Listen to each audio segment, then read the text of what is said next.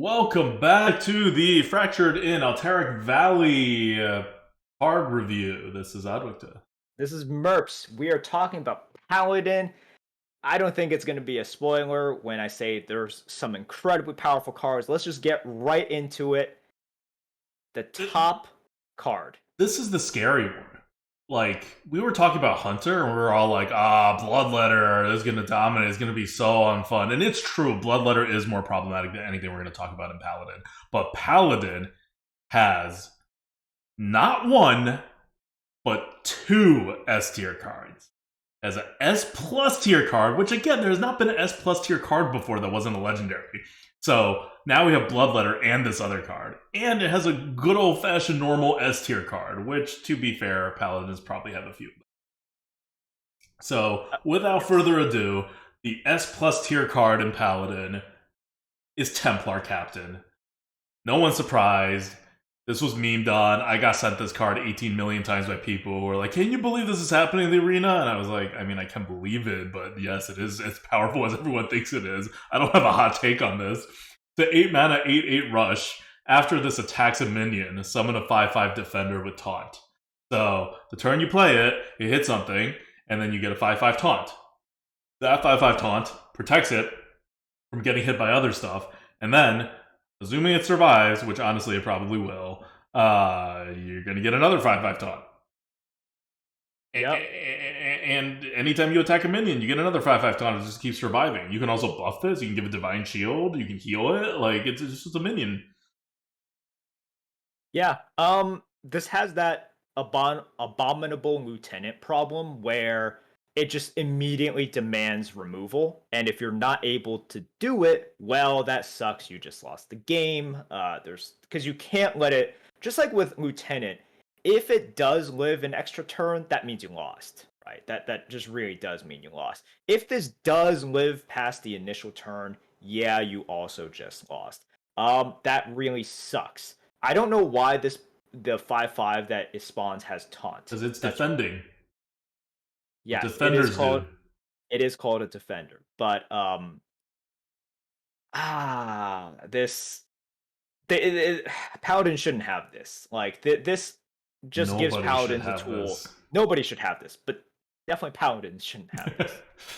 That's all I gotta say about this. I don't think that this card is complicated. It's not complicated. It's not complicated. It's busted. The thing that makes this even worse is that Paladins, well, okay, Paladins do have hard removal, but in theory, Paladins didn't have hard removal, and this is like a semi-hard removal on top of everything, right? Like on top of just being busted, it's also a semi-hard removal. Yeah, draft it, play it, and it's only a rare. This isn't like an epic or something. Bloodletter, by the way, is a common. This one's a rare. Sorry, Bloodseeker is a common. This one's a rare, so it does have that going for it in that it's not as busted as it could have been, but it is not an epic. So you should really, when you're building your paladins, you should build with this card in mind just in case you get it, which means don't build super fast paladins. Build slower paladins. Like, not super slow paladins, you're still a paladin, but like don't like push a million 1-drops because you're gonna want to get to turn 8. Yep. I see people comparing this to Coilfang. This is better than Coilfang. Like, I don't see how it is worse than Coilfang. Coilfang is not a S plus tier card. No. I think if you just look at this and the chances of it being able to generate another 5/5 on top of it, the fact that it so the thing with Coilfang is like it hits and then it creates the body, and lots of times the first part of it will die, and then like the second part of it doesn't. I'm not saying you want to leave up, that giant taunt, but like it doesn't demand removal in the same way as well. It's just very different. Plus, this comes out like, yeah. It's so yes, I do think that this is better than Coilfang. And if you guys think Coilfang is that good, then yes, this is like even better than that. Yep. All right. Next card. In addition to a S plus tier card in Templar Captain, Paladin also has an S tier card. So these are things that like okay. It is Brasswing. Brasswing, thankfully, is an epic. It is an S tier epic card. Remember, S tier cards should not be in the game, period. Paladin not only has an S plus tier card at rare, but also has a normally epic S tier card, just for good measure. Brasswing's an 8 mana 9/7 dragon. At the end of your turn, deal 2 damage to all enemies. including their face. Yeah, This just is a for the hell pure of it. consecration. This is consecration uh on a huge stick. And it's end of your turn, so like it will repeat if it doesn't die in one turn and it has 7 health. Yep. Then, honorable kill for the hell of it, restore 4 health to your hero. Why not? Why not? Why not make this just absolutely embarrass Primordial Drake? Like, just absolutely embarrass Primordial Drake and just say, you thought you were good. Like, oh my gosh. This is like, this is like that meme. It's like, Mom, can we have Brassway? It's like, no, we have Brassway at home. And Brassway at home is just Primordial Drake. Like, holy shit. It can recur. They have to kill this off. Like, this doesn't have taunt, but it has taunt. Because even if you're kind of in danger, you're probably gonna get like 1 or 2 honorable kills. Like 2 is not hard to hit, and you can like set up a little bit as well. So then you can just restore some health, and then even if they try to push, you're able to just keep on gaining health so they can't leave it up. So it does effectively have taunt. Holy shit, this thing is so busted. It's so good. It's Consecration, which costs 4 on what? Like, so if you're casting Consecration, and then I understand it casts at the end of turn, and there's certain benefits to casting it immediately. I don't care. Don't tell me that, okay, guys? On a big ass stick. Man, this really sucks. I don't want to face any paladins. I don't want to face any hunters either. Do I really want to play arena? This is like my existential crisis now. Do I really want to play arena? I don't know. But it's just that good. It's just that good. Yep. This really feels like a fan made card where someone was like, I lost because I couldn't remove their board and they dealt a lot of damage to me and I couldn't hit my dragon synergies because I didn't draw them in time. So let me make a card that's just a normally statted dragon that kills all my opponent's stuff and heals me too. And then somehow this made it through the design process. I don't know. It's not like with this amount of random crap, you expect this guy to have a name, right? Not just Brasswing, unless Brasswing's a proper name. Like, I expect this to be a legendary. Like, this feels like a legendary with a story behind it. But I feel like it's not. I feel like it's just a random dragon. So, okay. This is in the game now. Yeah. I don't know. It's Paladins can do everything. Imagine you're playing as a Paladin. You're like, okay, I can't put out a big thing because then they're gonna play a Templar Captain. It's gonna kill my big thing. It's gonna okay. We're good. We're gonna play small things. Oh no, Brasswing is gonna come and totally wreck us. Maybe you want to save a mid removal. Why? Because you know that Templar Captain is going to come in and end up with like 4 health or something after he kills one of your big thing. So you can go kill it afterwards and then not suffer as much. So then you use your big removals instead of your smaller removals. But then Brasswing comes out and you need to deal 7 damage. Or you use your big, small removals thinking that, oh, for Brasswing I'll use my large removal. And then you end up getting Templar Captain and then you need to use your large removal because that thing has to be removed on deal like 3 damage or something. Like, this is the Paladin you're facing against.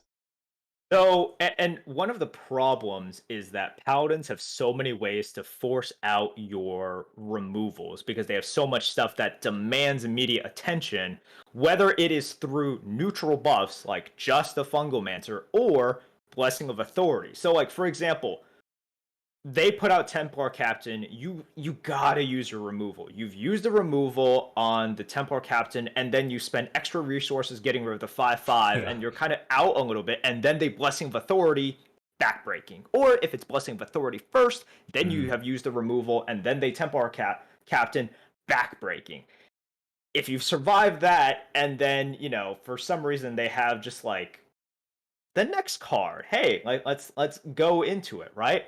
The next card is Hold the Bridge. We are in the B category now. B Okay, category, okay, good, okay. Before good this, card. I want to say one more thing about how you should play around it. Don't play around Brasswing. It's an epic card. If you can't play around both Brasswing and the Templar Captain, play around Templar Captain. It's a better card in that people will draft it more and people will be offered it like way more than Brasswing. So if you're gonna have to pick, do that.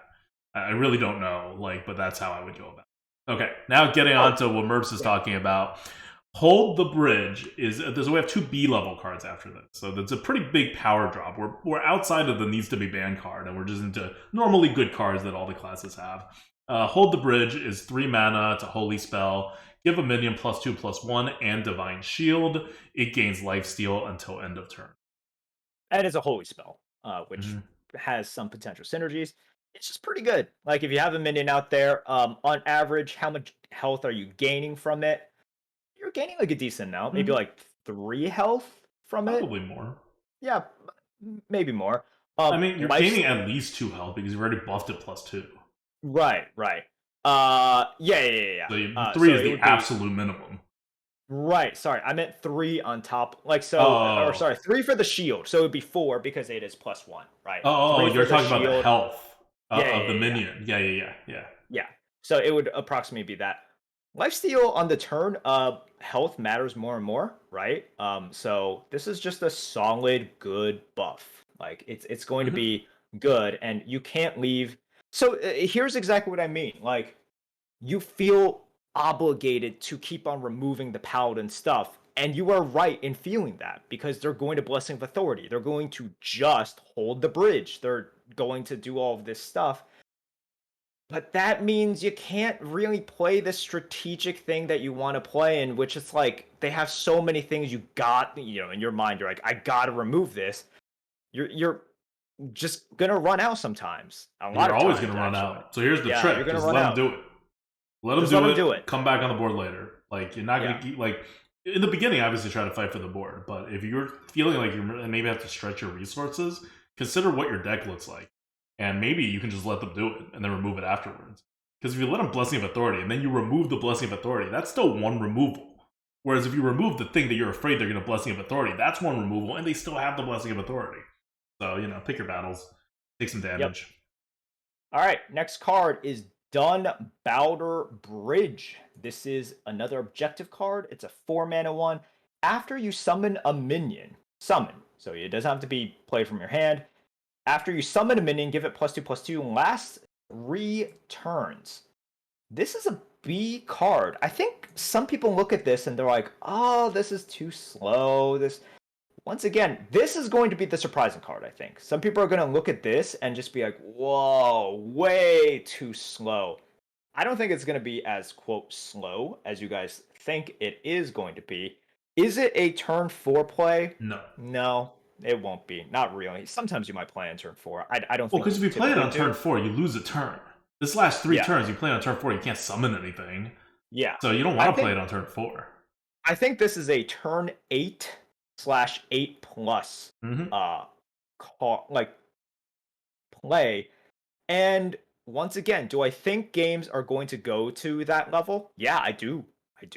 I definitely do. I think that's going to be the pace of the game. And it better because all your good cards are 8 mana. Yeah, exactly. And how good is this in that case? I think backbreakingly good. I think I'm not saying that this is a Silver Sword, but if you look at sort of like how late Silver Sword is and how, quote, slow Silver Sword is. Once again, I'm not saying this is Silver Sword, but like it has that effect, right? In which it's like, Silver Sword comes out earliest on turn 8. This you could even play earlier, but it's got that effect where it's like, holy shit. It's like, man, this really just, after you play it, 3 turns is a long time. 2/2 on everything is a lot of stats. They got to deal with that. That's an immense amount of pressure in the next 3 turns. I think it's backbreaking a lot of times for your opponent. Yep, it's just a ton of stats. That's all. It's delayed, but it is a lot of stats, and a lot of stats really more than makes up for the delay. So, and some people might think that this is even a little low, in which I would say it is awkward. Like, Yeah, it's awkward. You do like one of the things with summoning minions is you have to have minions in your hand to summon. Your hero power is just one minion, and it becomes a 3/3. And again, 3/3s are bad, even if they're free and you only play 2 mana for them. They're still bad. Like you still gotta have minions to summon. You're not gonna get perfect mana turns where you're just summoning minions. Sometimes you're gonna have to play a spell or whatever. And if you just play one big minion, like that's not gonna summon. That's only gonna give you +2/+2. Like there's a lot of limitations on what you do with it. And you also have to kind of like get to turn 8 with still a hand and not be dead and like live a couple more turns afterwards. Like you look at Brasswing, it removes the board, it heals you. You look at Templar Captain, it removes a big thing on the board, it taunts. You look at Dumbbalder Bridge, you better have a taunt minion in your hand that costs 4 mana that you could play on the same turn, you know, or a rush minion. Or else you're like, it's a combo kind of card if you want it to have any immediate impact. So it has a bunch of limitations, but the raw power is still so big. Like, I remember like when we first had it, Merce thought this was like a lower card, and then I was like, no, think of it as a turn 8 card. Because if you think of it as a turn 4 card, it is not that good. But on turn 8, now you're really starting to, if you can, not always, but a large percentage of time, you can really get it to pop off. Yep. Okay. Next, we're going into 2 cards that are C tier. First is Cavalry Horn. Cavalry Horn is a 5 mana 3/2 Death Rattle. Summon the lowest cost minion in your hand. Okay, so it should be 3 mana, but it's 5 mana. But after, I guess, 1 turn, if you use it. After 1 turn, yeah. You get to, whatever the lowest cost minion in your hand is, it gets to come out. So yeah, it's pretty fair. It's fair. It's a fair card. It's a C. Mm-hmm. You know, it's like rare for weapons to be fair. So it's a pretty bad weapon as far as weapons are concerned, but weapons are good. So yep, weapons are just pretty good. So and sometimes you can set it up. All right. Next card we have Protect the Innocent. Protect the Innocent is also a C tier card. 5 mana. Summon a 5/5 defender with taunt. If your hero was healed this turn, summon another. So 5 mana 5/5 with taunt is not terrible. No, that's okay. There's not that many ways to heal you, and there are some ways, but that are a little bit more expensive. Like, you know, you can do Shroom Brewer and this, but that's like 9 mana. So, you know, it's there's not that many ways. Mm-hmm. Okay. All right. Next up, we have the bad cards. We are in D and D plus territory. So the first one is D plus. It is the legendary card. It is Saidan the Scarlet. The 2/2 rush for 3 mana, and it has whenever this minion gains attack or health, double that amount wherever this is. There's some combos that you can pull off or whatever, but like you have to play this with the other thing, or buff it like in hand or whatever, because you can't play this by itself. Yes. I mean, you could, but you can't play it by itself. You just cannot. It needs to be combo. It needs that. And that's why it's low, but that's also why it's not F. If it's a 3 mana 2/2 rush, it would be F. Yeah. Like this ability is actually doing a lot of work, and I can imagine that it's a totally constructive viable card. But in Arena, it's not quite getting there. D plus is almost a Yeti. Like that's how powerful if the situation hits is. You know, this is ridiculous if the situation hits. Yep. And yes, guys, this does work with the bridge, but once again, you know, you gotta play the bridge first, and then you gotta play this. And it doesn't work that well with the bridge. The bridge gives lifesteal and divine shield, which doesn't double. It just gives 3 extra stats. Bridge, like it's still good, but you want to do it like especially with hand buffs. That's where the power is with this card. Yep. Okay. Next we have 2 cards that are D. Just flat D. We have Vitality Surge, which is a 2 mana spell. Draw a minion, restore health to your hero equal to its cost. Here's a heal for that trigger, just like Hold the Bridge. Yeah, it's just an expensive heal, but you know, there it is. Drawing a minion's bad. Like, it's basically where we're at. This is the opposite of drawing a spell. Drawing a minion is bad. You have a lot of minions. You don't select which minion it is. It's just not. You'd rather draw a card. and this is 2 mana to do it, and have a small heal. Yep. And then you have in D tier Stonehearth Vindicator, a 3 mana 3/1 battle cry. Draw a spell that costs 3 or less. It costs 0 this turn. Yeah, okay. So you basically, because you're drawing the card, you don't use up a card. So you just think of it as one card that is 3 mana, 3/1, and you play a 3 mana or less spell this turn that you can target. But you can't pick which spell it is. It's random from your deck. Yeah. And you can hold it and play it later. Like, it's very awkward. This feels like you need a lot of planning that you can't really do in Arena with your deck. Yeah. Okay. That's basically Paladin. They got a lot of strong cards. And once again, Paladin will always be dependent on the adjusts. I would say even more so than other classes because like they do lack that flexibility. So it's like whenever they get class cards, wow, they're really good. If they don't get class cards, ugh, they got like not much to fall back on. Neutral synergies for them are not really as strong or as prevalent as potentially some other classes. So we'll see like exactly how it holds up. Because Paladins have gotten crazy cards for a long time, and Paladins haven't dominated the meta like every step of the way. And it's because Blizzard has a heavy thumb on the scale. So Blessing of Authority has been in. You know, we've seen that before. These new cards are coming in, but Brasswing is epic. Templar Captain might just be adjusted into Oblivion. And then you just have like, kind of like just okay-ish cards. And Paladin probably can't win with those. So, Please ban Templar Captain Blizzard. yes. Not If they not as bad as Blood whatever. Seeker. Yeah, Bloodseeker. But still an S plus card. There's just no S plus cards like until now. It's just so crazy that now we have two all of a sudden. Yes. And Anyways, like, correct me if I'm wrong, but Templar Captain is not constructed viable, right? This looks like a super I'm not sure it's constructed not. card. I'm sure it's not. Because, like, Constructed is all about quests now. And these just don't fit quests. Yeah. Like, that's one of the complaints people have had that Constructed is too much about completing your own goals in the most efficient way possible. And these don't do that. Um, like, I can't see this, or if it's played, I can't see it being like the deck, you know, or one of the decks. Maybe I'm wrong, but I just don't see it that way. All right. Well, that's Paladin for you. Want to give some shout outs? Let's see. All right. Let's shout out the Patreons one more time.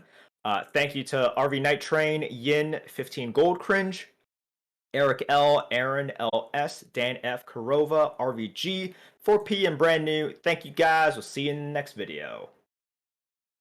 Bye. Okay.